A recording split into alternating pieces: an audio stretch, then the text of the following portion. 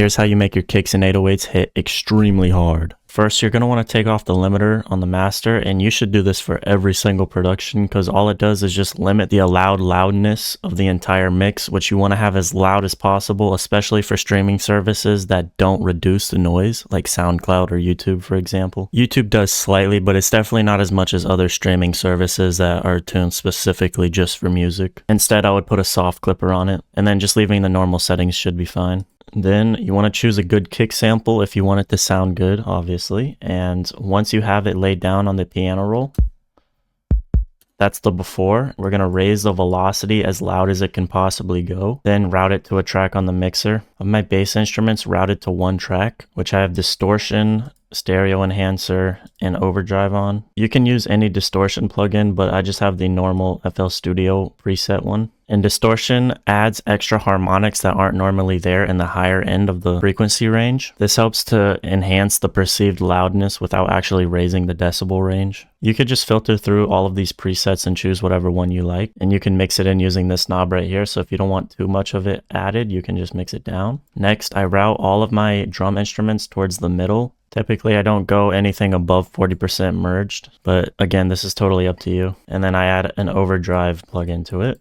And then obviously just raising it in the playlist will help it to be louder. Past a certain range, it's going to start to peak though. And then whenever I record it and you guys listen to it, it might sound just a tad bit staticky. But I'm going to lower it versus now it sounds like this. Definitely a lot louder and it hits harder.